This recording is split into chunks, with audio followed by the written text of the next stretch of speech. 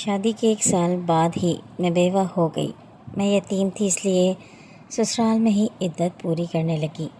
ساس مجھ پر خوب ظلم کرتی۔ جوان تھی، اس لیے میرا دیور پیچھے پڑ گیا۔ ایک رات طوفانی بارش میں بخار سے تڑپ رہی تھی۔ دوا پیتے ہی میں گہری نیند سو گئی۔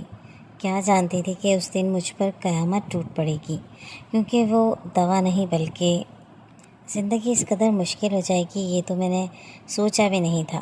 عدیل شادی کے محض 1 سال بعد ہی مجھے چھوڑ کر چلے جائیں گے۔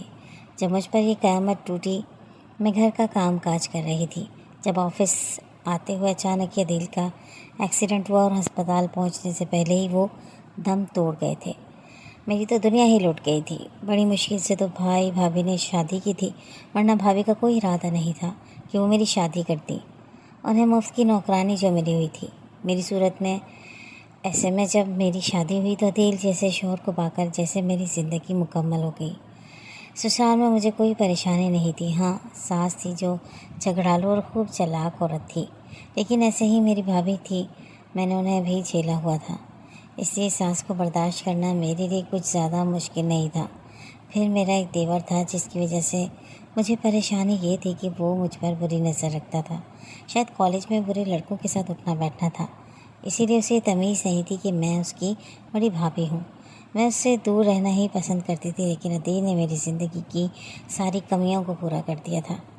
اب مجھے کسی چیز کا غم نہیں تھا۔ ابھی شادی کو 1 ہی سال ہوا تھا تو وہ میری ساس کہنے لگی، لڑکیاں 1 مہینے بعد ہی خوشخبری سنا دیتی ہیں اور تمہیں 1 سال ہونے والا ہے، ابھی تک کوئی خوشخبری کیوں نہیں آئی؟ اب میں انہیں کیا بتاتی کہ خدا کی طرف سے دیر ہے؟ کیا جانتی تھی کہ اس میں بھی خدا کی کوئی مصلحت ہے؟ جب اچانک ایک روز ایکسیڈنٹ میں عدیل کا انتقال ہو گیا، میری ساس کا تو رو رو کر برا حال تھا، جبکہ میری تو دنیا ہی لٹ گئی تھی۔ اب میں کہاں جاتی؟ بھائی بھابھی تو یہ شہر چھوڑ کر دوسرے شہر چلے گئے تھے، وہ مجھے کبھی بھی اپنے پاس رکھنے کو تیار نہ ہوتے۔ پھر میری ساس کہنے لگی، عدت تک یہیں رکو، اس کے بعد میں تمہیں مزید برداشت نہیں کروں گی، کیونکہ تم نے میرے جوان بیٹے کو کھا لیا۔ ان کی یہ بات میرے دل کو چھلنی کر دی۔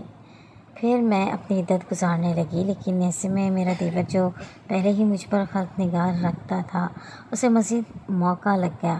وہ بہانے بہانے سے میرے قریب آنے جانے لگا۔ میں اپنی عزت سنبھال کر تھک گئی تھی۔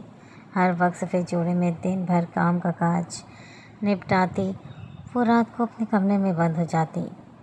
وہ ذرا سا بھی کھٹکا ہوتا تو میرا دل اچھل کر حلق میں آ جاتا، کہیں وہ اپنے ناپاک ارادوں میں کامیاب نہ ہو جائے۔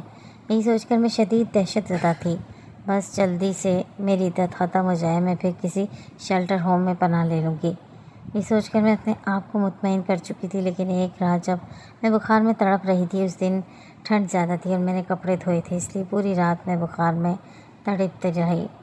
میرے کراہنے کی آواز شاید عدیل کے نبیل نے سن لی تھی، تبھی وہ دروازہ کھٹکھٹا کر کہنے لگا، بھابھی میں جانتا ہوں کہ آپ کو بخار ہے، میں آپ کے لیے دوا لے کر آیا ہوں۔ مجھے اس سے ہمدردی کی کوئی امید نہیں تھی، اس لیے میں نے اسے کہہ دیا، چلے جاؤ یہاں سے، مجھے تمہاری دوا کی ضرورت نہیں۔ تو کہنے لگا، اگر ایسے ہی بخار میں تڑپتی رہیں تو بھائی کے پاس چلی جاؤ گی، یہ دوا اٹھا لینا۔ وہ دروازے کے پاس دوا رکھ کر چلا گیا تھا۔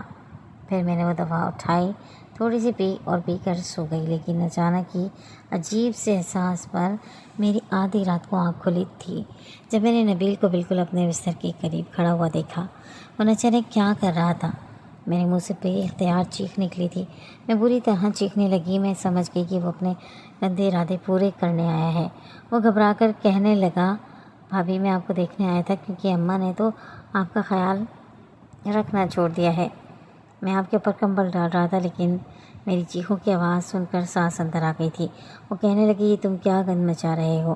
میں سوچ بھی نہیں سکتی تھی کہ ابھی میرے بیٹے کا کفن بھی میلا نہیں ہوا اور تم لوگوں نے رنگ رلیاں منانے شروع کر دی ہیں۔ میں روتے ہوئے کہنے لگی، اماں یہی میرے کمرے میں آیا تھا رات کو۔ تو میری ساس مجھے کہنے لگی، تو بھی کم نہیں ہے، ضرور تم نے ہی میرے بیٹے کو بد دعا دی ہوگی تاکہ میرے چھوٹے بیٹے سے شادی کر سکو۔ میں وہ آنسو بہا رہی تھی، لیکن اگلے ہی دن میں حیران رہ گئی جب اس نے کہا کہ تم نبیل سے نکاح کر لو۔ میں روتے ہوئے کہنے لگی، اماں میں ایسا نہیں کر سکتی، بس میری عدت پوری ہونے دو، میں یہ گھر چھوڑ کر چلی جاؤں گی۔ کبھی بھی آپ کو اپنی شکل نہیں دکھاؤں گی۔ تو وہ کہنے لگی پہلے تو میں بھی یہی سوچتی تھی کہ تجھے گھر سے نکال دوں گی، لیکن میرے بڑے بیٹے کی موت کے بعد چھوٹا بیٹا اب سدھرنے لگا ہے۔ میں جانتی ہوں کہ وہ بہت بگڑا ہوا ہے اور تو ایک نیک بچی ہے۔ میں نے رات کو جو تجھ پر الزام لگایا میں اس پر شرمندہ ہوں، لیکن میرا نبیل آوارہ دوستوں میں رہ کر بہت بگڑ گیا ہے، لیکن اب وہ بھائی کی موت کے بعد کافی سنجیدہ ہو گیا ہے اور کام بھی کرنے لگا ہے۔ اگر تجھ جیسی نیک لڑکی اس کی زندگی میں شامل ہو گئی تو شاید وہ مکمل طور پر بدل جائے۔ اور میں خاموش تھی۔ پھر اگلے جمعے کو میری عدت ختم ہوئی تو خاموشی سے میرا نکاح دل کے چھوٹے بھائی نبیل سے ہو گیا۔ حالانکہ میں دل سے اس بات پر راضی نہیں تھی، لیکن پھر خیال آیا کہاں در در بھٹکتی پھروں گی۔ اگر سر چھپانے کو یہ ٹھکانہ ملا ہے تو یہیں پر اپنی زندگی گزار دیتی ہوں۔ لیکن حیرت اس بات پر ہوئی کہ اب نبیل بھی کافی حد تک سدھر گیا تھا۔ وہ اس بات پر شرمندہ رہتا کہ میں نے آپ پر کبھی غلط نگاہ رکھی، لیکن اس رات میرا ایسا کوئی ارادہ نہیں تھا۔ آپ بخار کی شدت سے تڑپ رہی تھی اور میں آپ کے اوپر کمبل ڈالنے آیا تھا۔ اس کی معافی کو میں نے قبول کر لیا تھا، نہ چاہتے ہوئے بھی میں نے اسے اپنا شوہر تسلیم کر لیا تھا۔ آخر کو عورت مجبور ہو کر حالات سے سمجھوتا کر ہی لیتی ہے۔